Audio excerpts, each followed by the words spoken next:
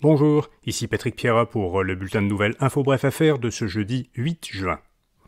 La Banque du Canada a choisi de hausser son taux directeur d'un quart de point.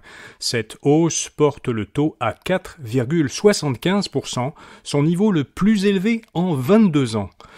Cette hausse a comme effet immédiat de faire augmenter le coût de certains emprunts, particulièrement celui des hypothèques.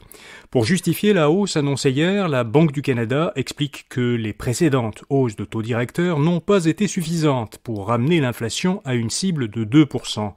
La Banque centrale espère qu'une nouvelle hausse aura pour effet de réduire les dépenses de consommation et de ralentir la hausse des prix. Dollarama a dépassé les attentes à son trimestre terminé fin janvier.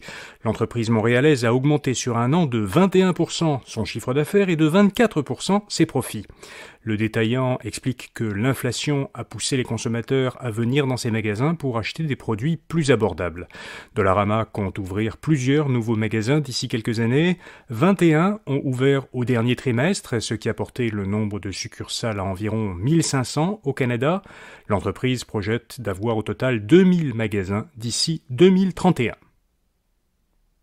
L'Auto-Québec a enregistré des revenus de 3 milliards de dollars pour son dernier exercice financier, terminé fin mars, soit 35% de plus qu'à l'exercice précédent et 9% de plus qu'à l'exercice pré-pandémie de 2019-2020.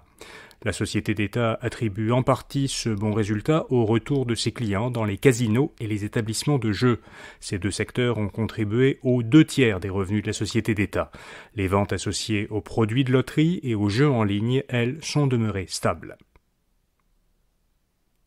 Les Québécois passent moins de temps sur les réseaux sociaux. Selon la plus récente étude Net Tendance de l'Académie de la transformation numérique associée à l'Université Laval, les adultes québécois consacraient en moyenne, en septembre 2022, 2h50 par jour aux réseaux sociaux.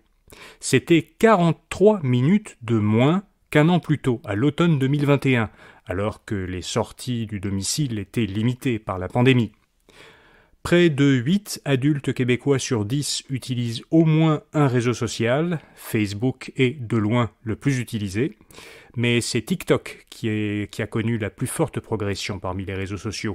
Un tiers des adultes présents sur les réseaux sociaux l'utilisent, contre 21% en 2021. Et puis le Royaume-Uni veut organiser un premier sommet mondial sur l'intelligence artificielle.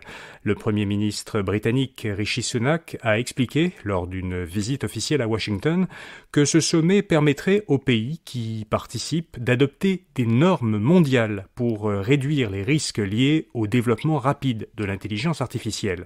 Le sommet aurait lieu à l'automne. Il aurait pour ambition de jeter les bases des réglementations pour encadrer l'intelligence artificielle. Voilà, vous savez l'essentiel. À demain matin pour notre prochain bulletin de nouvelles Info Bref Affaires. Bonne journée.